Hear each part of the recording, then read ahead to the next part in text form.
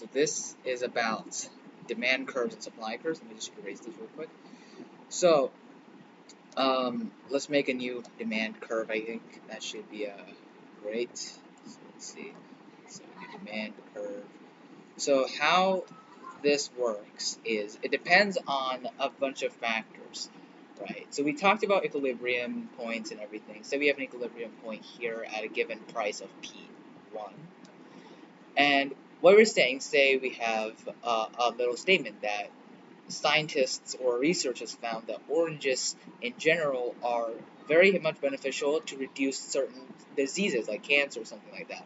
And people would want to get more. They demand more oranges. And what this will do is that this influx of demand, we can't just put the demand up right now because that's just lowering the price, and we don't want to do that. But this influx of demand causes this demand curve to shift outwards, shift up or outwards, whatever we call it. So let's draw another line here. Okay, I think we should use a different color pen because then it might look confusing. So just like that. As you can see, this is our new point. You can see this has increased over here. And this is our new equilibrium point, right? This is our new equilibrium point. And we notice that the price is higher because from a producer's point of view, this sudden demand influx means that they can profit more off higher prices. That is the new equilibrium point, all right? So that is one example for demand. Now, let's say we have another example, right? Let's give another example where it's a bit different, okay? There's a lot of examples we can use to determine these types of shifts. Okay, let's see. Okay, let's say we have specific circumstance. Let's say research has shown that oranges have caused certain problems to human health. This means people would start to not like oranges. They would demand less, right? And producers, let's say they also produce other fruits and vegetables, they would prioritize the production of oranges less. We're assuming that supply of our oranges that we don't produce, we produce other types of fruits.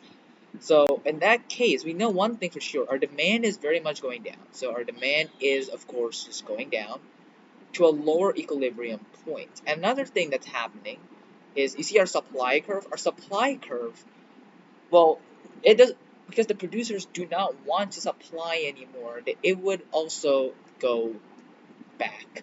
All right, so our supply would also move back. Okay. Okay, maybe I have drawn this a little bad. This looks a bit equal. Let's say like the suppliers do not want it anymore. Right? They don't want to sell it, so they just sell a lot less, produce a lot less. If you have noticed, the equilibrium point increases like crazy to this higher price, and this reduces the quantity. If we draw a line right here, we can see that this quantity line is decreasing because people want less oranges, and because suppliers can prioritize other fruits other than oranges, they can do that. Now, what if, let's say, we don't have that option? Say what about the farmers that are not that rich? Well, firstly, demand is going down, right? Demand itself, it's not gonna do anything. They can't do anything about it. Demand right here, it's gonna, wait, hold on, let me draw this straight. Demand right here is going down. But the supply, they can't change the supply. Okay, let's say they're like 4 farmers and they don't have any other tools to farm any other fruits. This would mean the equilibrium price is lowered, but there is a problem. You might think this is a good thing, but your quantity decreases. So your quantity supplied will also decrease, meaning things are not looking that nice, all right?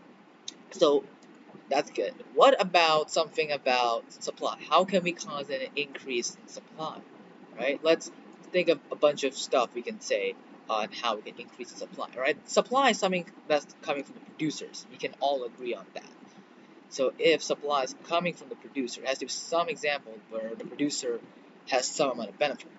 Well, let's say due to miscommunication or anything like that, the producers start thinking that the people want more oranges. They want more oranges, but the people don't really want that much oranges because the demand is not that high, but it's normal. But due to miscommunication or something like that, they think that supplying more oranges would mean more people would go and buy them.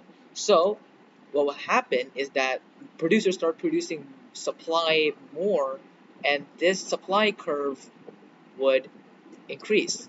Now, an influx supply would reduce the equilibrium price, all right? It would reduce the equilibrium price for the consumers, and what's better, it will increase the quantity supplied. And the quantity supplied, reducing the price overall, the the people demanding would love it a lot. It's a really good idea to just increase the supply in general, but this would mean that more people would suddenly demand more, and this would internally, very ironically, also shift the demand curve.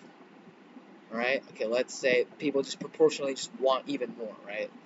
To the new equilibrium price is right here, and people just want more, so like they just ask for more, right? But then all of a sudden the equilibrium price is higher, right? Because that's what the producers think is the best price now, because sudden influx of demand due to the increase of this. You can see that my quantity supply is increased, my price is also decreased. This is looking good. People start buying more. It causes more people to demand for more, and this means a sudden shift up. So overall, if you want a good recommendation, I would recommend just making up scenarios and understanding what will happen to the curve, because these factors are usually just all on what the consumer or the producer wants, right? There's also competitive markets. Let's say like a competitive side of a market. Let's say the farmers are producing, or the producers are producing something like different than, or let's say they're producing apples, right? And these apples, suddenly people just want more apples, and all of a sudden these farmers slash producers are going to prioritize these apples more than the oranges, and it's going to cause that problem I told earlier, where demand goes down, the supply for oranges also goes down. So that's pretty much it for what I could say of what this is. I could be wrong. I'm not really sure. I am still learning. So that's pretty much it for this chapter, which is chapter 10. Just price changes, it's just shifts and curves. All right, let me say demand curves and stuff. I'm still gonna double check because I don't want anything else to fail. Nope, I'm right. All right. So that's pretty much it for this chapter, chapter 10. So go out there and get an A+.